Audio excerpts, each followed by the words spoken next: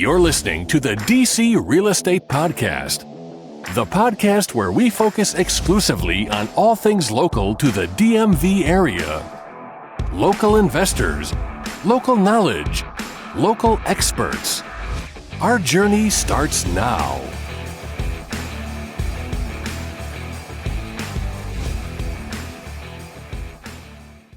Hey everyone, thanks for listening. Welcome to the first episode of the DC Real Estate Podcast. I'm your host, Russell Brazil. I'm an associate real estate broker with RLAH Real Estate and a buy and hold real estate investor. And I'm here with Jack Seiden of DMV Flippers. Hi, I'm Jack Seiden, owner of DMV Flippers. I am also a real estate investor, mostly fix and flips. We have a rental, just kind of all around investor, real estate nerd, overall idiot, but definitely real estate nerd. And I'm really excited to do this. This is something me and Russell have talked about doing for almost 2 years, right? Yeah, we've been talking about this for a long time. We're really excited to talk about local real estate. There's tons of podcasts out there that talk about real estate in sort of large, ambiguous terms. We really want to get down to the nitty gritty, what neighborhoods in DC we're investing in and why, what are the problems or the pros in certain neighborhoods, talk about specific asset classes and types of properties. And it should really feel like, me and Russell are really good friends in real life, like just your friends at a bar talking about real estate. Hopefully we're a little bit more knowledgeable about real estate than the average person. Probably not about life. If we ever give life advice on this podcast, please don't take it. But hopefully it's kind of that vibe of just two friends talking at a bar, but we're actually out there doing the real estate stuff. And also I want to point out, this is now, do you know this? There's two of us in this room, the most listened to episode of a DC real estate podcast ever in history. 2 minutes in. With two people listening? 2 minutes in. This is number one. We're number one. So if anyone wants to sponsor us, we are officially the number one most listened to DC real estate podcast. Number one. And actually, we will have advertising opportunities available in future episodes. If you're interested in that, email us at info@dcrealestatepodcast.com. All right. So Russell, the market has been absolutely insane for the last 2 years. So what do you see happening in the next year or two? Where is the market going to head from here? Yeah, so what I'm thinking is I think we're starting to see a normalizing of the market. 100%. Normally, we have a little slowdown around the 4th of July and a slowdown in August. Last year, we did not see that at all. We just had the hot spring market extend straight through the summer, fall, winter. But I think we've seen a little bit of slowdown here in August. Not that the market's not hot, but it's sort of at a normal range, which is kind of a relief, to be honest. What's when the fireworks go up, the sales go down? Yep, that's definitely a quote we use in real estate sales quite a bit. What it means is if we have listings on the market in the spring, we really want to try to get them sold by the 4th of July, because DC, everyone goes on vacation in DC in July and August. So the city sort of empties out and we have a lot less buyers on the market. And so we sort of hit a lull in the market until we get to Labor Day. Except for me. They canceled my trip to Canada. So I'm still here with you. Yeah. So what happened? You didn't get your test expired. No, it was just like one of those deals where I don't know what would have happened, but we were sitting in the airport. They canceled we weren't going to get into our connecting flight, and we had the test. It was I just didn't want to end up we probably would have been fine, but in some purgatory in Toronto, because we wasn't a direct flight in Toronto in another country. And so we decided to not do it, which ended up being a smart decision because my mom and sister were supposed to fly out the next 2 days later, and their flight got completely canceled. It was just Air Canada was a mess. The testing was a mess. It just it was probably not the best idea to do. Yeah. In the middle of a pandemic, but we thought it would be over by now, so we didn't think we'd be back to. I think we all thought we'd be out of coronavirus by now, but it only seems like it's about to pick up and get worse with this Delta variant. Get vaccinated. But it certainly doesn't seem to have had a negative effect on the real estate market. No, COVID's been the best thing. Well, I don't know. Depends on if you're an investor or. COVID's is what has made the market what it is, right? I mean, to some extent. I mean, certainly it's we're in a low inventory environment, and prior to COVID, we were operating with about 6 or 7 weeks of inventory here in DC, and that got cut in half with COVID. So not enough inventory, too many buyers. Probably the number of buyers that were in the market was higher than normal because of COVID. And totally shifted asset classes too. So everyone wanted to move to a single family or even townhome, right? So the condos actually, you can get a condo for some of them are 20% off? Yeah, condos, I don't know if they were 20% off, but definitely 5 to 10% off condo prices from 2019. Condos were the coldest asset class over the last year and a half, and still remain cold to this day. They're starting to pick up a little bit, I believe. I listed a condo a couple weeks ago, and I did sell it in, I think 4 days, but that was sort of unusual. I've got another condo listed. I'm like 2 or 3 months on the market now, and that's getting no action. Make Russ an offer. Yeah, would love to get that thing sold.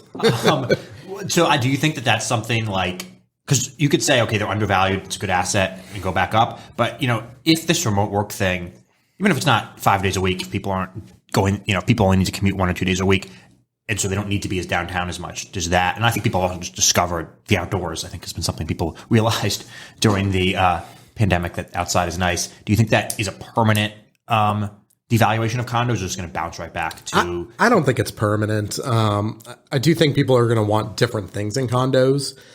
Maybe larger spaces, condos with outdoor spaces, but I think studios could be permanently hit, and maybe smaller 1-bedrooms. Yeah, I mean, studios are always going to be hard. They're hard to sell now, or prior to COVID, they're hard to sell.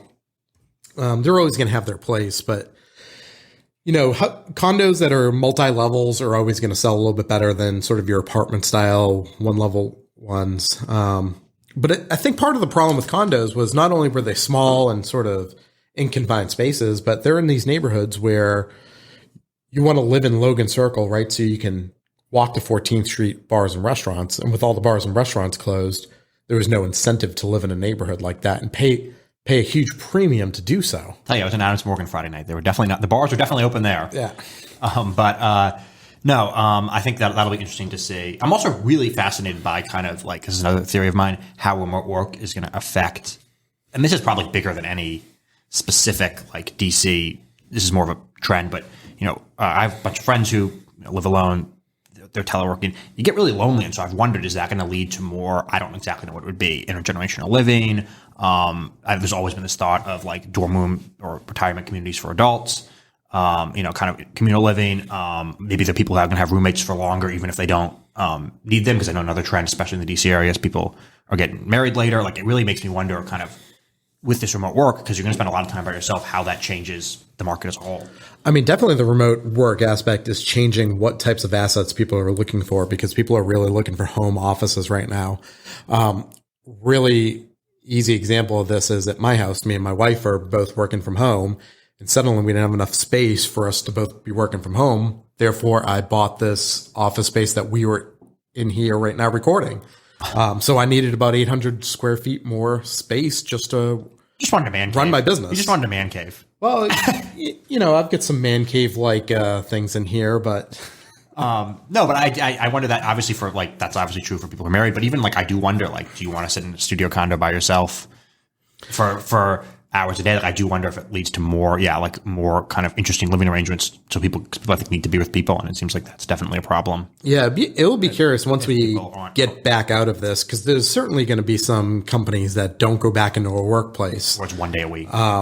But there's certainly going to be certain things lost in that, right? Just the ability to dialogue with coworkers. So I wonder if we'll see sort of it had been starting to become kind of popular over the last 5 years, those co-working spaces. I wonder if we'll see more of those or less of those going forward, because it seems like a natural sort of way for people to be in an office space working without having to pay for actual office Maybe space. Condos that have a co-working space built in, like newer condos. That's interesting. I've definitely seen some of the newer condo and apartment buildings that have some interesting amenities, like a business center, but I've seen a couple that had podcast studios in them, which was kind of interesting. So I wonder if newer builds, if we'll see sort of that. But on the other hand, I imagine developers want to maximize every square foot. So did they want to put square footage towards something they could sell as opposed to making an amenity? For sure. So obviously the $1 million question, and I think this is more complicated, which we'll get into the weeds. The market has obviously been white hot. Is it going to go up, down? I know we've already talked about some of the comps, very minorly from April, or kind of not, or actually already endgame. We're talking a couple $1,000, but are actually down from April to August, September. Again, you're talking about rounding errors, but they're certainly not going up. It seems like prices have stagnated. Is that They're going to go back up, or they're going to keep stagnating, or they're going to go down? So I think we're sort of hitting a natural cycle now. So I think July and August, we would normally see a little bit of a softness in the market, a little bit of slowdown. I think we're seeing that. And I think once we get past Labor Day, it's really going to be illustrative, because after Labor Day, the market would, in a normal year, typically pick up, and we would start to see, maybe not as many bidding wars as we would see in the spring, but we would start to see houses get 3 and 4 and 5 offers again. So if that starts happening after this Labor Day, I think we're going to see what just a normal real estate cycle over the next year. Now, if the softness in August extends into September, maybe that's just a correction of us going to see a few months of softness, as we recover from, the insanity of this last year and a half. And I think it's going to be very market specific. So I would assume DC and its entering suburbs, so DC, Northern Virginia, PG, Montgomery. I don't think we're going to see these 15, 20% year over year. That's over, and it may have squeezed enough juice out that you're down to 3 or 5%. But I think it will continue to see growth in the entering suburbs, right? I think that, and it may be, again, maybe 3, 5%. I think the days of getting 10, 20, or I want to say over, it really only lasted for a year or two. Yeah. It's going to go back to a normal market, but they should be fine. I do worry a little bit as you go further and further out, an hour, 2 hours from DC, some of these really outlying exurbs, what they do over the next few years, just because they went up so much as a percentage. And again, a lot of it really does come back down to what you think the working situation is, right? I guess if people are all working from home, yeah, you can live in Washington County, Eastern Shore, Carroll County, but if you have to go back into work, those might be. Definitely with DC, though, with the level of high professionalism that we have across our industries, it seems like, in our market, at least, employers are making employees go back to the office. My wife's returning to the office. All of my friends are. I think in sort of secondary, tertiary markets where you have a lot of these companies that maybe don't have quite as much money or aren't making quite as many profits, we may see an elimination of office space and more permanent work from home. But it seems like here, at least is the case, bosses want their employees in the office. So how do you think that affects our really outlying suburbs when you go really far out, an hour, 2 hours from the city? Some people move there because they didn't have to commute in. Does that affect those markets? It's a good question. So I don't really know what kind of effect we'll see in sort of Northern Frederick County, I'm thinking Fredericksburg, maybe even people that have been buying out in Rehoboth or Beach and out that way. Because the beaches have been quite on fire too during this. There's a lot of Eastern Shore thing. Yeah. People have been working their jobs right from the beachfront condos. So beachfront condos went up quite a bit during this. Frederick was already going up pretty steadily. It probably experienced, I would think, in 20 and 21, slightly above average appreciation. I think it definitely outpaced the entering suburbs, except for maybe Northern Virginia. It definitely outpaced Montgomery. PG was pretty hot, but definitely outpaced Montgomery, which it usually does. So I could definitely see that flattening off, or even coming down a little bit when we go that far out. But yeah, I don't really see it in the inner rings. No, the inner rings fine. There's too much demand. Montgomery County, Fairfax County, Arlington. The buyers just have so much money in these areas that. So that's one of the things me and Russell love about telling the market what is the price to average income ratio. In DC, when you look at it that way, it's not cheap, but it's, what do we trade, about 5.5 to 1? It's about 4.5 to 5, depending on specific neighborhoods. And that's maybe a little bit above average. I think the average is 4 or something. I don't remember. Yeah, so the national average is about 4. We're right in line with metro areas that you wouldn't necessarily consider expensive. I think Denver is more expensive, or around the same. New Orleans is around the same. Yeah, Denver's 6 times earnings. Seattle's 6 times earnings. Seattle's 10 or 11. San Francisco, Seattle, LA, those are all double digits. Yeah. I think Vancouver's 15 to 1. Some of those West Coast cities are insane. When you look at San Francisco, I think it's 10 or 11 to 1. So it's essentially, when you adjust for salary, we are half the price of San Francisco. And what we're saying here, guys, is so the salaries in DC are particularly high. So in DC proper, the median household income is about $120,000. In Montgomery County, it's about $110,000. The same in a lot of the other suburbs. So we'll take Montgomery County as a really good example. It's about $110,000 median household income, and the average home sells for about $525,000. So it's right around 5 times income as the price for housing in Montgomery County, Maryland. We look at Boston. Boston's got a median household income of only about $90,000. And I think their median home price is about 650. So they're trading at like 7.5 times earnings in Boston, making it a less affordable market than here. So I always find this is a really useful metric when we're comparing what we are like here in the DC area to other metros. We're really affordable being around 5 times earnings, while San Francisco and New York are 10, 11, 12 times earnings. And, I'd have to look this up, but it depends on how you define this. But if like any world-class city, so DC, LA, San Francisco, New York, I don't know exactly, that's a vague definition, but a city that has like all the amenities, we're probably one of the cheapest, not only in the country, but a lot of those European are a lot more. I mean, I think people hate DC. The incomes here are really high. And so that and our prices are, again, I guess to go back to the point, relatively not that expensive. And so DC is actually in a certain way kind of I don't want to say a bargain because it's definitely expensive, but if you want to live in a world-class city and you want your paycheck to go a long way, DC is actually not a horrible place to live. Well, it's actually one of the reasons I moved here over 15 years ago was I was living in Boston, where I'm originally from, and I was looking at moving jobs, and I kept seeing that all the jobs in DC for the equivalent, same equivalent jobs in DC were paying 15 to 20% more than they were paying in Boston.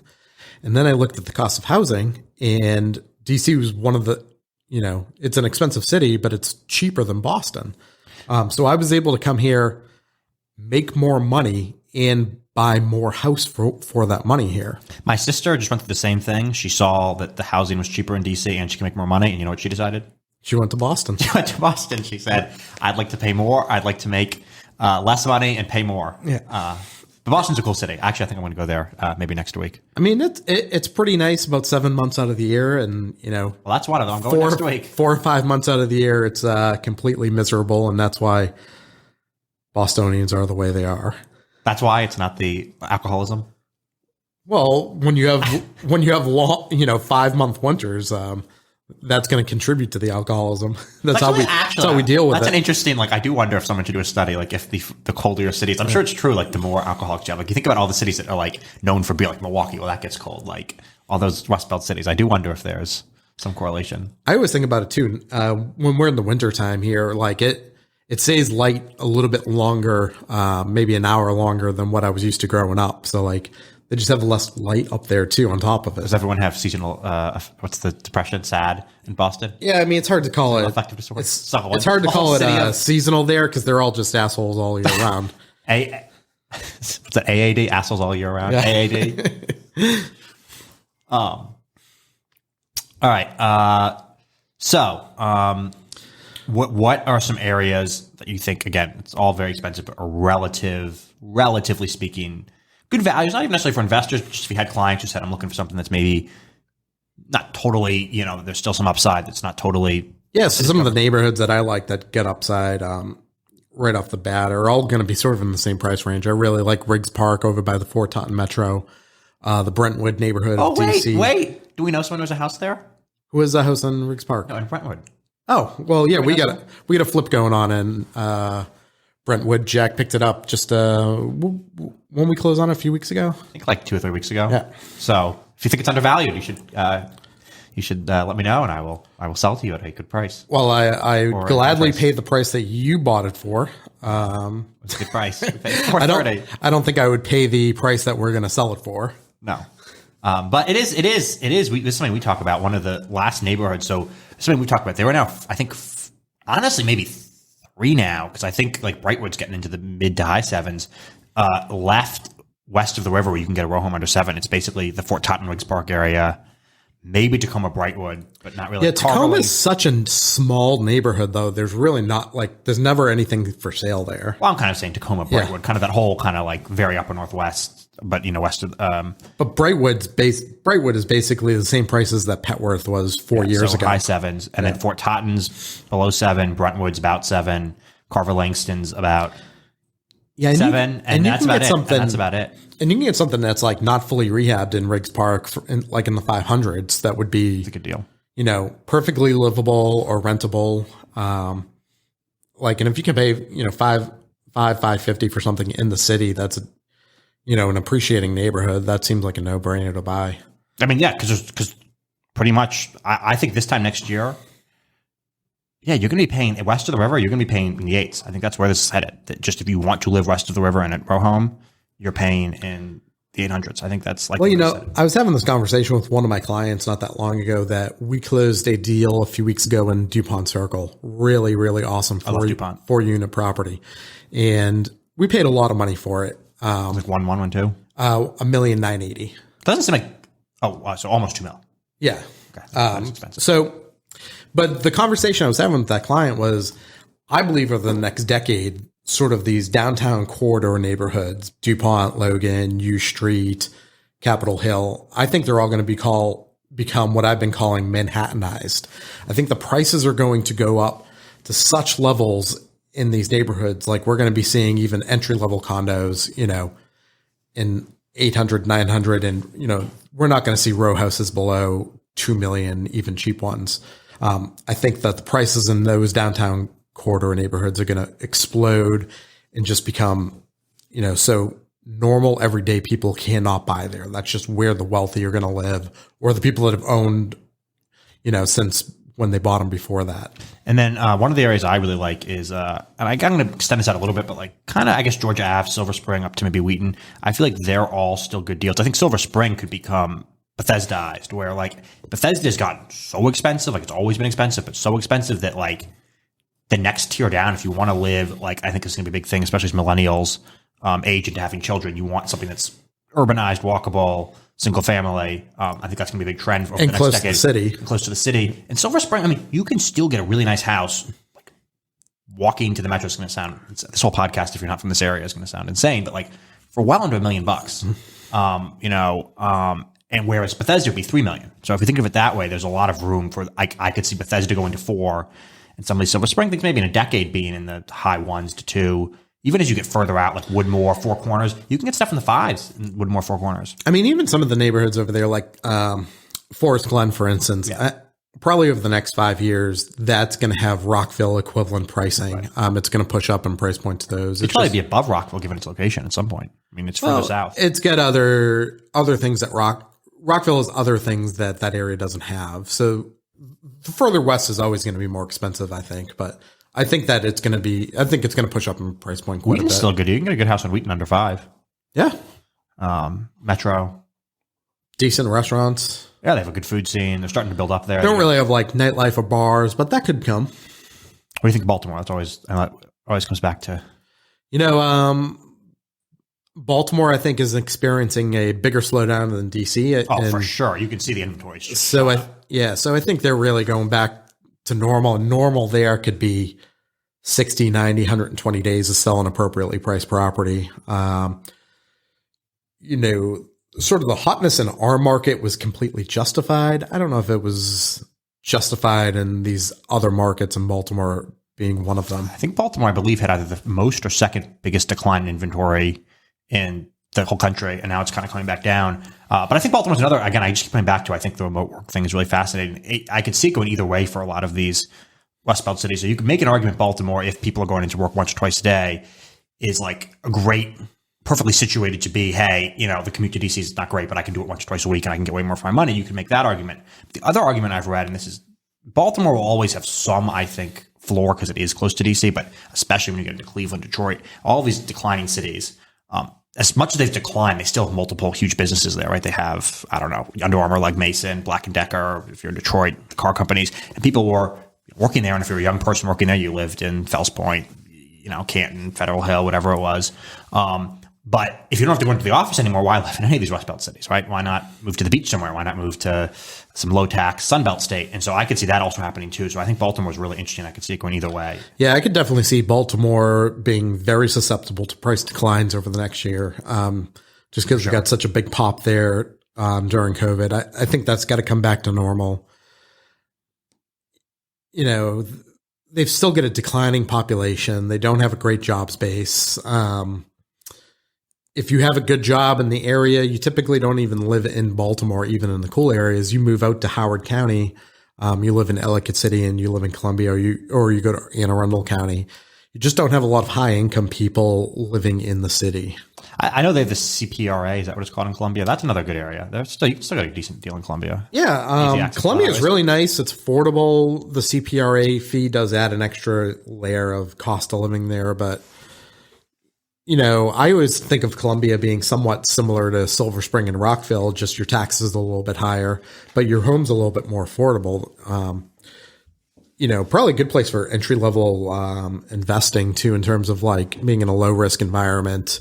In terms of owning a rental. I mean, you can get a townhome there in the threes, I think. Yeah. There's some nice townhomes there, decent HOAs. I mean, if I'm going to spend in the threes, and honestly, I'd rather be in, for like $325, I'd rather own something in Columbia versus, say, even Burtonsville, which is in Montgomery County. Yeah, for sure. I mean, and, the one thing I've started to think too, like if you're in that 3 to 4 price point, it depends obviously on the age of the condos, but like I do, it's something obviously we saw with the Surfside, but beyond buildings collapsing. I think we're seeing this. There's a building that we both know in Rockville that's having the Americana building that's having problems. Like some of these stuff that's in the threes, something people have to watch out for as they age. And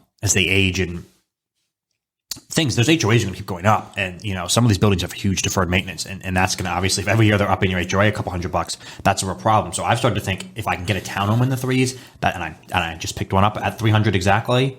We'll talk about that in a second.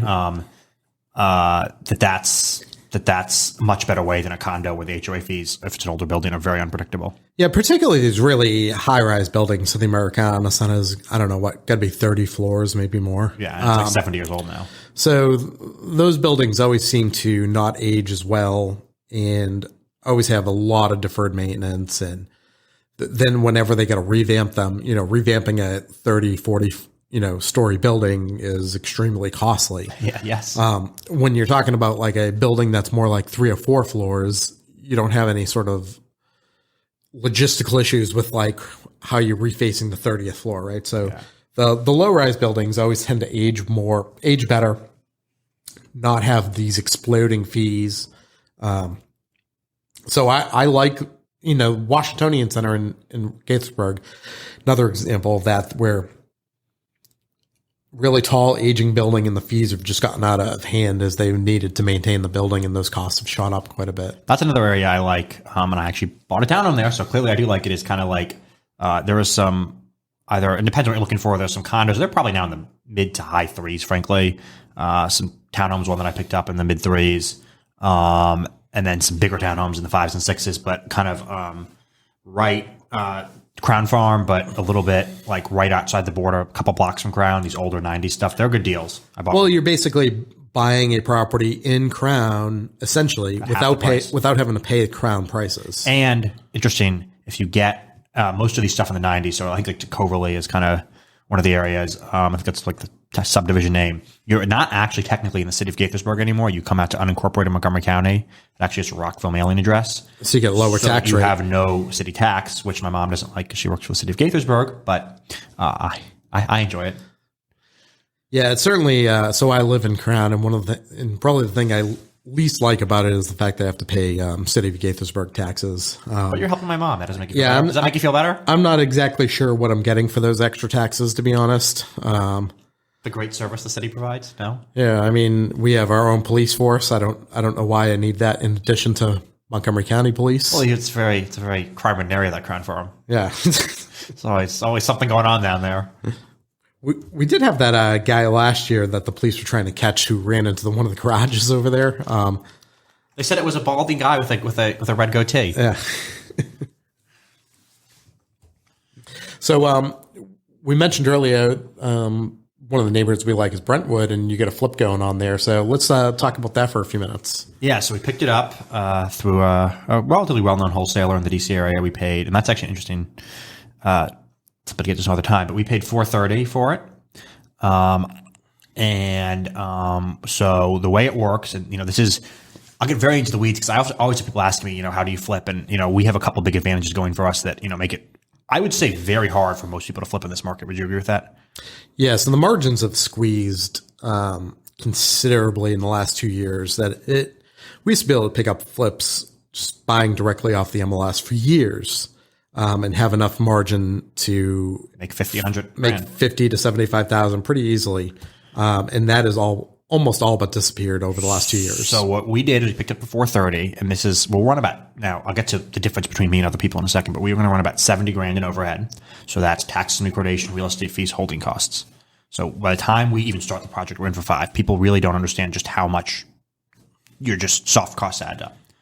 We'll probably run the reno for about, I'm thinking about being about 120. And we'll probably sell it for around at least 7. That's 80 grand profit. That's awesome. Now, I'll break that down. A couple things that we have. So first of all, I don't want to say exclusively, but I like focusing on post-World War II brick row homes. They just tend to be built better. They have less problems or smaller. I mean, one of the saving graces of this house is that it's relatively small. It's 1,500 square feet, 2 full baths. While it is definitely, needs a complete rehab, it's not, it's brick. There's not decaying wood. The foundation's good. Already has central air. Central air is a big 20, 30 grand expense. Modern wiring, modern plumbing. Yeah, and if there's a problem, it's built like people can fix it. Like a lot of these old houses, you run into like these weird, like I once had a house that we did where the foundation, it wasn't a problem. The foundation was fine. It was made of clay, terracotta clay, which you can imagine why you wouldn't make a foundation of clay. And the guy said, like, it's fine. It's to be here for the next 100 years, but like, please don't ever use any power tools down here because it's clay. And so, so I really like these post-World War II brick row homes. But the thing I was getting asked about this is like, one of the big advantages we have is we're not using hard money. So I think we're probably safe about 40 grand a deal not using hard money. Probably not that much, 30? But 20, 25, 30 on if it's a more expensive and longer flip, could be up to 30. And then we but definitely a minimum of 20 to 25 grand per flip we're saving by you not having to use hard money. And then we probably save, our contractor's awesome. I'm not going to give you his name because I don't want to. But we probably save, I don't know. I'm thinking at this point, I think we're probably saving 40 over what like a retail, like a first time, at a certain point you have a relationship, he knows I'm good for it. He knows I'm not going to stiff him. Or at this point, have a very good working relationship. So, but I think, he would charge another client 40 grand more. So right there, that's 70 grand in profit. Well, one thing I always think that's interesting with contractor costs when we're talking to other investors is they end up in one of two camps. Either their renovation costs are so cheap that there's no way that it is being done by a licensed contractor, or they're so expensive. It's like, how are you making profit? They're not. When you're paying that. Yeah. I mean, I suspect in the market right now, there were 3 things. First of all, the flipping market, I believe it's down 75% year over year, right? Yeah. So that's nearly a wipeout of industry. That was, I think that was in 2020. It was down 75% from 2019. I don't know what the 2021 stat is yet. So I think the flipping, you have a couple of different things going on. I think there are still people like me who are making out, I think fewer and fewer, but there are still people who are able to do their 1 or 2 flips a year. And if you're making 6 figures on a flip, hey, you get 1 or 2 a year, you're doing a pretty good living for yourself, which is fine. But I think a lot of people are losing money. I think people don't tell you when they lose money. They tell you when they make money. I talked to one hard money guy who said most of his clients, if they make 10 grand, they're happy. I'm like, okay, well, that's just not worth time, effort, risk. No. And then I do think there's a lot of,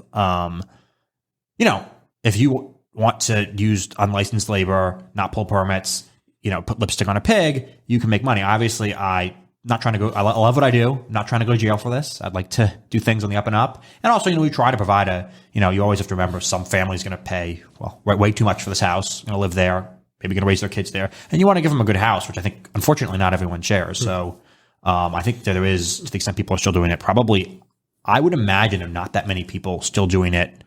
Well, it's not arrogant, but like the right way and ethically left in the market at this point. Yeah. I mean, when I hear like some people look at this house that we have where there's about $120,000 renovation budget, literally we'll hear someone say like, oh, that's a $75,000 rehab. Like, well, no, it's not possible. You just said that. No, 120 is relatively affordable. I think someone who is new in the business could easily spend 150, 160. Yeah. I mean, I don't think that'd be, if Ray, because this is how contractors work, right? Was it all worried that I was going to stiff him or not pay my bills on time? You build that in, right? Yeah.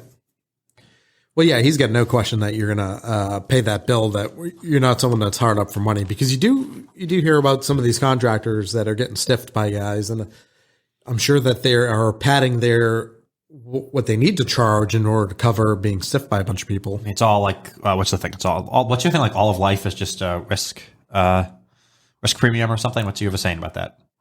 It's like investing. Everything is just like some risk. You have some great quote. I'm going to butcher it. I don't know what it is. Hopefully I'll be able to figure it out what it is. Life is just risk tolerance or risk premium.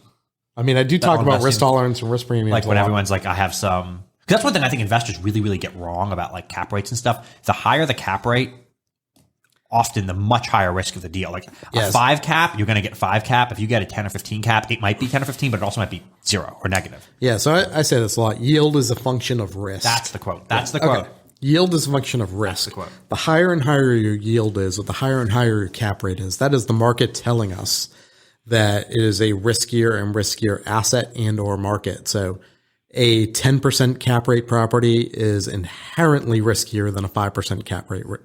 The problem is that the novice investor gets the risk premium backwards. So they think more and more cash flow means safety. And no, it is the complete opposite. More and more of this cash flow is the market telling us is screaming and blinking red, risk, risk, risk. Because, and we saw this during the, what's happened in the last 2 years and the eviction moratorium and all this.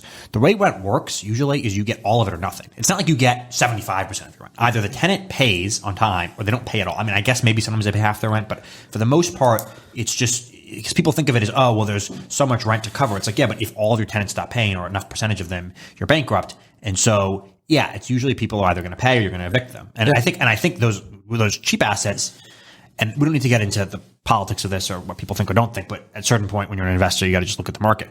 This eviction moratorium, I assume at some point will end, although who knows? But like now it's on the table. So that means the next economic crisis or the next, it'll happen again. Whatever the situation is. Now it's probably, obviously it depends on who's running the country, it depends on all that stuff, but it is now on the table in a way it wasn't before. So that has to be factored into your risk assessment of these cheaper properties, because I don't think this is the last time we're going to see that, even if it eventually does get lifted. No, it's definitely not the last time we're going to see this. We'll definitely see it in the future. And it will probably be in situations that have nothing to do with healthcare. Just right, economic downturn, they will do an eviction moratorium again. That's another thing we talk about, though, for everyone on the other side. Everyone who talks about how, we know a lot of people who, there's another 2008 coming, there's another crash.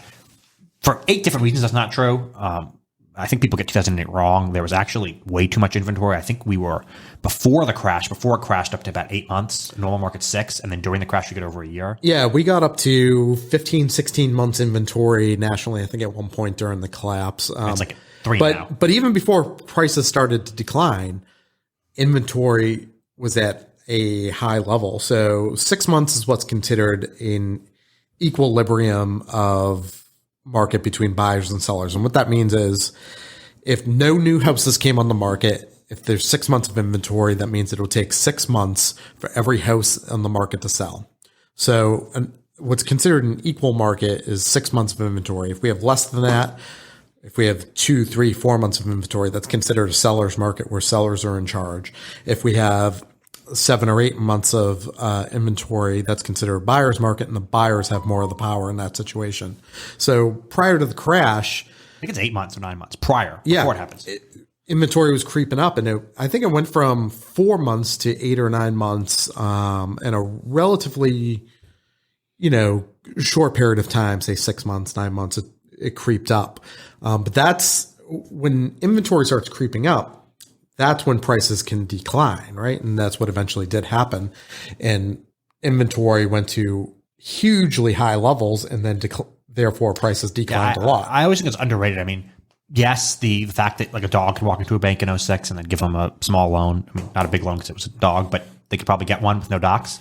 That obviously contributed, but I think the inventory is underrated. I think people think it was just about the loan situation when it definitely had a lot to do with inventory too. Yeah, so we were also during that buildup, we were overbuilding a lot, right? Because houses were worth a lot, and builders saw that they could make tons of profit, and so they overbuilt during 2000 to 2006. And builders are aware of that now, so they're not overbuilding. Which is so now we have for society, but now we have the opposite problem though. For a decade now, so many builders went bankrupt, went out of business, or just started building less houses after the market collapse. Higher end, less entry level. Yeah. So now we don't, after a decade of underbuilding, we don't have enough homes for the amount of people that need them. And this is going to be a decade long problem This ain't enough fixed. labor. I mean, there's not enough supplies. You can't get a fridge. How are you going to build a house if you can't get a fridge?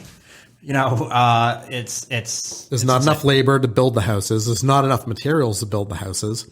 And builders just don't want to build. They don't want to take that risk.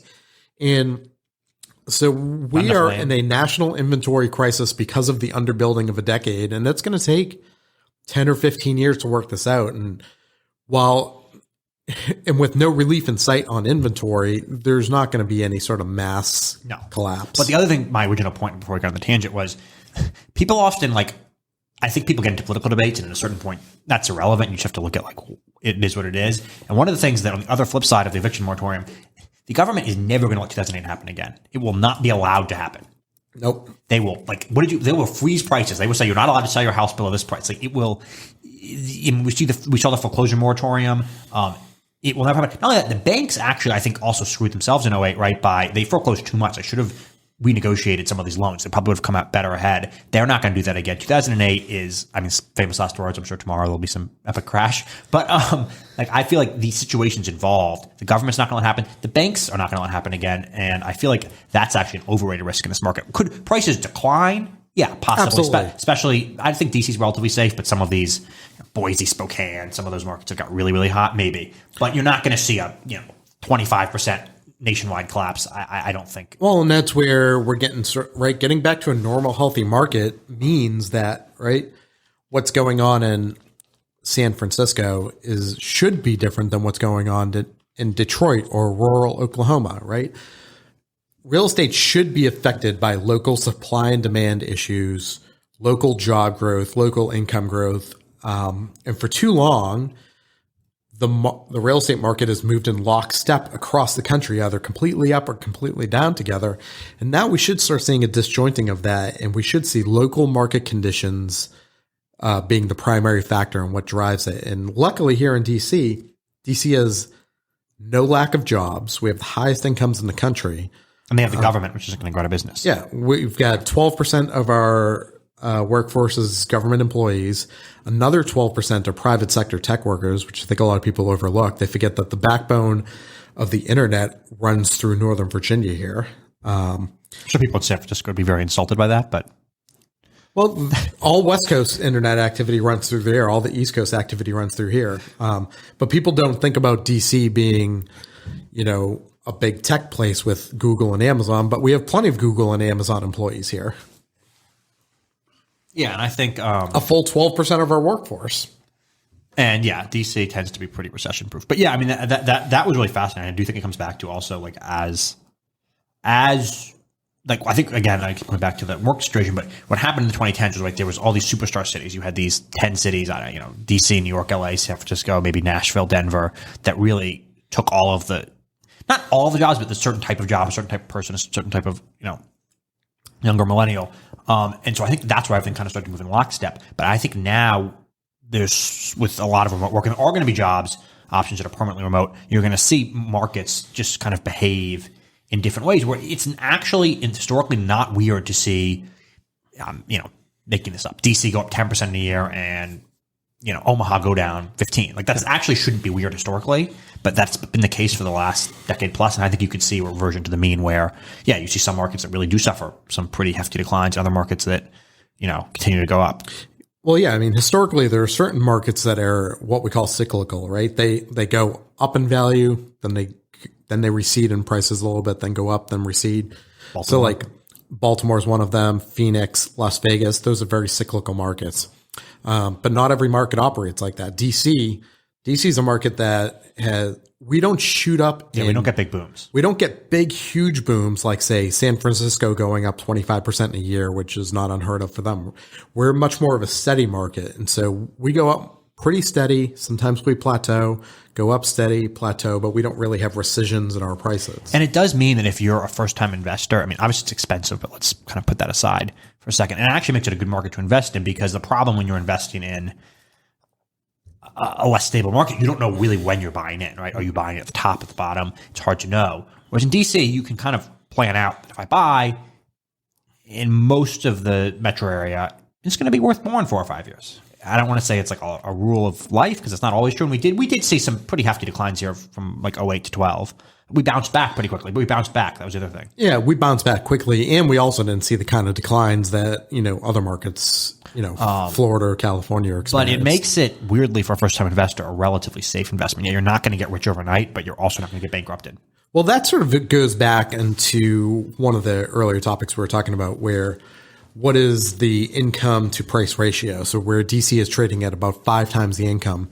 If you were to think about the income to price ratio and think about it like a price to earnings ratio for a stock. So a stock that is trading at 30 times earnings is inherently a much riskier purchase than something trading at 5 times earnings, right? For sure.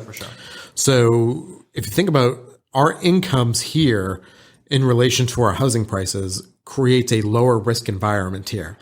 And if you just think about all the things about DC, everything about DC screams low risk, right? Stable jobs, high incomes, stable housing supply. The inability to build more housing here helps support our housing prices. Yeah, and that's something that I always look at when I'm looking at investments. Can they keep building out? Because you do have these markets where what happens is, especially like some of these markets, like let's say Texas, where they can build forever. And one of the things about DC is literally it's geographically, like it's not, flat land where you can build forever.